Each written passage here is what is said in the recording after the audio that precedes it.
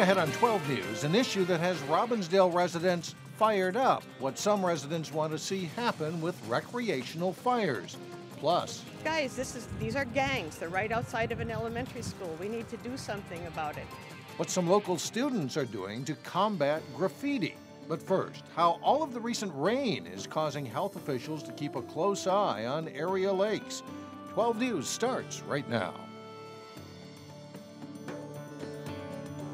Hello and thanks for joining us. Mother Nature doesn't seem to want to let up on the rain. We've had a lot of it in the metro and more is on the way. Reporter Sonia Goins explains how all this rain could spell trouble for area lakes.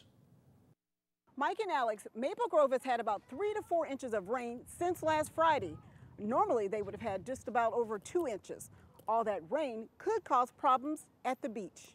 You need help? Here. Lake Johnson and her bunch would rather play up here than down at the beach. Come down the slide. There's often seaweed around. Sometimes dead fish are up on the beach, and it's just not a appetizing place to come to. Is that fun? Yeah. Yeah. Johnson has lived in Maple Grove for 19 years.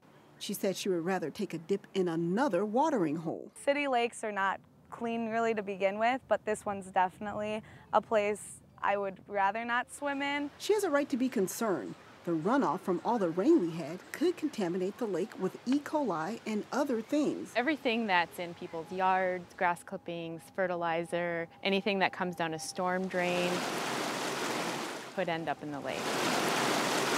But so far, health officials aren't seeing any high levels of E. coli. It could be a concern, yes, and I anticipate that we may start to see some of the impact from the rain. So here we have our bottles that we collect our samples in. But Hennepin County health officials aren't taking any chances. We send them off to a lab to get analyzed for E. coli. They check the lakes every Monday. Typically I'll take 20 samples every Monday. Sam Falk has the fun job of wading in the water. One day I'd like to work as a health inspector, doing like remediation project, cleaning up stuff. He takes about 3 samples from different spots at each individual lake. Falk says you can't tell by looking at the water sample if it's good or not. For this, looks clear, but you never know, this could be loaded. But the E. coli concern hasn't stopped people from having fun splashing around at the beach. I'm ready for the rain to be over because people want to get out on the lakes in these summers. In Maple Grove, Sonia Goins, 12 News. Experts do recommend waiting 24 hours after a heavy rain before you go swimming at a beach. Medtronic's $43 billion acquisition of Covidien is no doubt a big business deal. But will it affect innovation at smaller medtech startups that rely on financial backing from the big companies? Once the acquisition is fully done, the dollars will be freed up. How quickly and how actively those get invested will be to be determined. Medtronic plans to move its global headquarters to Ireland to allow the company to take advantage of a lower tax rate. Shay Mandel with the trade association Life Science Alley says he believes the newly merged company will be able to invest more of their offshore profits in the U.S. without facing the 35% corporate tax hit. By the conversion to an Irish-based company, that frees up Medtronic's $14.5 billion for worldwide investment, and it actually incents and allows Medtronic to come back and do what they want to do, which is invest their profits that they're getting around the world back in the U.S. market and in the innovation that's happening, in particular in Minnesota. Medtronic plans to keep its operational headquarters in Minnesota. The number of structure fires has decreased steadily over the last few decades, and it's why real live fire training is more important than ever. And today, Maple Grove firefighters received such a rare opportunity. They were able to simulate an actual house fire. The house was donated to the department. It will eventually be torn down to make way for the Highway 610 interchange project. Any houses we can get to do training and do actual live fire training is always beneficial to us. Yes, our structure fires are down, but when we do get structure fires, they're usually a lot more advanced and they're burning a lot faster than the old days. Firefighters say furniture today burns a lot hotter and a lot faster because plastic fillings are used. That has firefighters rethinking how they ventilate structures. The Robbinsdale City Council heard from residents on a hot topic Tuesday night. Robbinsdale is considering amending its policy on recreational fires. As Carissa Wyant reports, more residents want them, but changing the rules might not be so easy. I think it's great that everybody's talking about it and that it's becoming a community conversation. Robbinsdale resident Jen Jamar isn't the only one in Birdtown who's all fired up over the issue of recreational fires. I think fire pits are a natural part of family activities, especially in the summer. You can't always get away to go camping, but you can roast s'mores with your kids in the backyard. City Council member Bill Blonigan isn't a fan of recreational fires. I would sooner not have fires because it just pollutes the earth. But he thinks it's a reasonable issue to discuss. Most people that spoke and wrote to us want to be able to have a small recreational fire, and it's hard right now because we have a requirement. Right now, Robbinsdale residents can fill out this permit, a burning permit for a recreational fire. It must be accompanied by a drawing showing that the fire is going to be 25 feet away from any structure on the property. But residents say that with the small yards in Robbinsdale, it's almost impossible to get that permit. The city is looking at allowing closed fire pits like this one within 15 feet of a structure. Open fire pits would still need to be situated within 25 feet of any structure because it's a state law. Really hope they change the restriction to 15 feet so that people with small lots like myself will actually have the space to have a portable fire pit in our backyard. The City Council will now discuss changing the regulations. Well, we have to balance the right of a person to have a small recreational fire with the right of other people next door to be free from the pollution and danger of a fire right next door. Which some residents are excited about. Robbinsdale is fantastic about when they hear a stir amongst the community members that there is interest in change, they're willing to have the discussion to see if that's feasible. In Robbinsdale, Carissa Wyant, 12 News. Councilmember Blonigan says a meeting will be held with the fire department to discuss any changes to the ordinance. A long highway wall behind Earl Brown Elementary School has seen its share of graffiti. But this summer, some teenagers hope to discourage that by picking up paintbrushes. They gotta make sure they're not outlining, they're inlining, try to move with the flow. Once they try to work as fast as they can, because once we get to these walls, we have to get them done. Getting them done. After getting city and MnDOT approval, 30 Brooklyn Center and Minneapolis teenagers are painting a mural that was designed by Brooklyn Center school children. The goal is to create an intense mural to keep graffiti from coming back. What we do is we put up a real intense noodle pattern. It looks like noodles. And surely somebody can go and write over it, but you can't see it.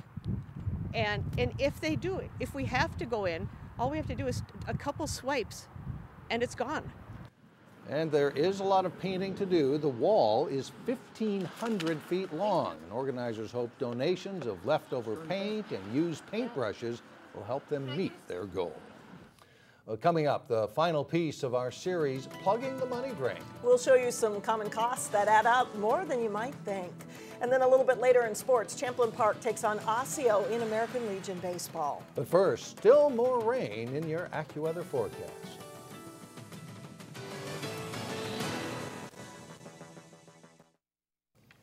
The chances are there is money leaking out of your budget and you might not even know it. That's right. For the past few weeks, we've asked several local financial experts what common financial leaks they see escaping down the money drain. Today, reporter Shannon Slatton wraps up the 4-week series.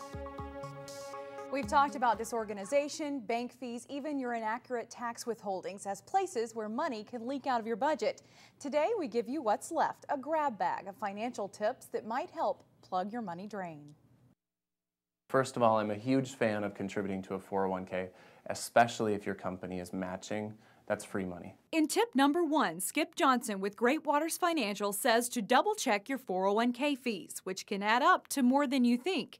If you are spending too much, investigate your options. It's just always important to know what you're investing in and what is it costing you. Number 2, Skip Johnson also says take time to review your insurance policies and how much they cost. It might be worthwhile to shop around. I personally found last year that by shopping my policies around, I was able to increase my coverage. and lower my premium literally in half, saving almost $1,000 a year of insurance premium simply by shopping it around. When's the last time you reviewed your life insurance, your cell phone plan? Nicole Middendorf with Prosperwell Financial says in tip number 3 to apply that logic to your club memberships too. Make sure you are getting your money's worth. You sign up for, a lot of places now have memberships, and they automatically charge your credit card a certain membership fee every single month. And then it's like a health club. You know, if you don't go and you don't use it, all of those little things can add up. And finally, in tip number 4, which might be the most important, frequently review your financial system and make sure it works for you. Maybe it's going back, you know, if you're feeling like that you get that credit card bill in the mail and you're shocked at how much it is, you then need to control your spending. So maybe you need to take a glass of water, put the credit card in it, and put it in your freezer so that you're changing your behavior. That's really what's going to make a difference. So if there is a final thought to take away from this month-long series, it is you have to be organized with your money, you have to know where it's going, and use it to your benefit to get toward those financial goals that you have. We all have a personal money drain. Yeah. Just find it. Whatever that is, That's find right. it. Right, thank you. Coming up, see what's new this year at the Brooklyn Park Farmers Market. But first in sports, get set for the big hitters to show their stuff this weekend at the Dudley Budweiser Classic Softball Tournament. Jay Wilcox will tell us more when we come back. I'm Jay Wilcox with sports. It's a quick transition into American Legion baseball for many high school players. The North Hennepin Legion season is in full swing. Osseo playing at Champlin Park. Bottom of the 5th with Champlin Park up 3-0 and a runner at third. Daniel Kelb flies to shallow left field. Trevor Kaminsky tags up. Chad Weaver catches it, throws home. It bounces away though, and Kaminsky scores to make it 4-0. The top of the 6th, Osseo with runners on first and second, and Haven Williams hits a sharp shot down the line at third. Kaminsky dives to make the stop, steps on third, and throws to first for the inning-ending double play.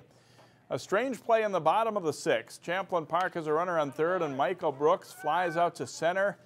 Noah Booley tags to score, but the Orioles appeal to third, where the ump agrees Booley left too early, and he is out. It doesn't matter, though, for the Rebels. Champlin Park wins this one 4-0. The Chester Bird Hopkins Legion game featured a pitcher's duel. Logan Ottman on the mound for the Hopkins Flyers. He works a one-hitter through 6 innings. His counterpart for Chester Bird is Mike Kaminsky.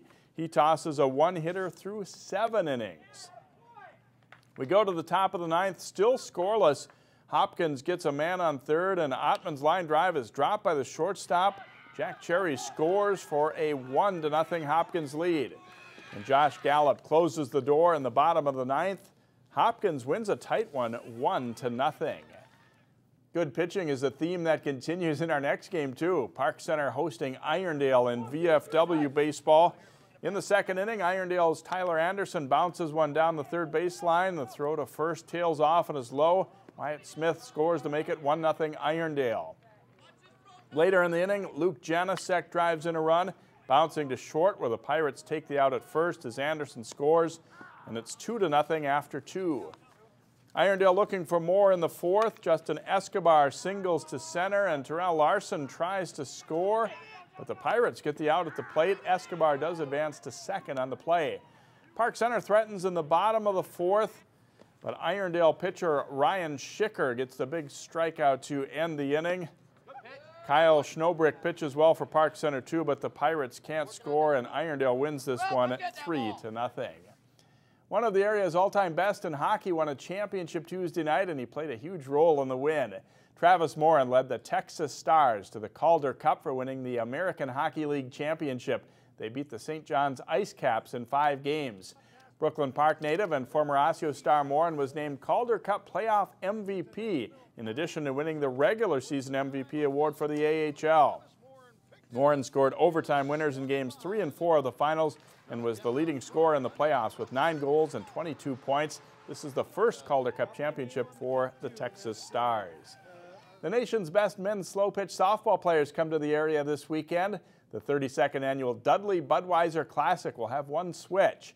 Standing water on the main fields at Centennial Park and Brooklyn Center mean using alternate sites. I talked to Tournament Director Warren Bellum about the field issues. Well, it's drastically affected the tournament. a lot of the things that we used to put on down here by moving to Evergreen where we're going is virtually impossible. It's in a residential area, and it's quite restricted as far as parking and accessibility, the whole bit. So we've lost our concession person because of the electrical issue. It's fine here, but there's nothing over there that will work. On the plus side, of course, you keep a tradition alive, and I'm guessing you still have some pretty good teams coming in. Is that what's the field look like this year? Oh, it's the same as always. I mean, the players like to come here because the people show up and they watch, and they're like any other athlete. They're performing. And I know there was some radio show on this sizzling 99 or whatever it is here in Minnesota, and they talked about our tournament. They had like 3 players that are coming here to play, interviewing on there. That's the popularity of the softball, I guess, how would you say it'd be the softball clique. And people that are in this game love the game. And most people don't understand why we like it and shake their head. So. In addition to Evergreen, what are the other parks that'll be put into use this weekend then? Well, we're gonna have to borrow Noble Fields in Brooklyn Park and play a bulk of the games at Becker Park in Crystal. So both cities have been very, very helpful in letting us use their fields and conditions. Games start at 5 o'clock Friday. The tournament wraps up with the championship Sunday morning at Evergreen Park. So definitely a little bit of a hit there, but they're hoping this is kind of a one-year blip. So many different effects from all that rain. That's right. Thanks a lot, Jay. Still ahead, Farm Fresh Foods coming to a location near you. But first, can you help Brooklyn Park's mascot find his golden spud? Here is clue number 2.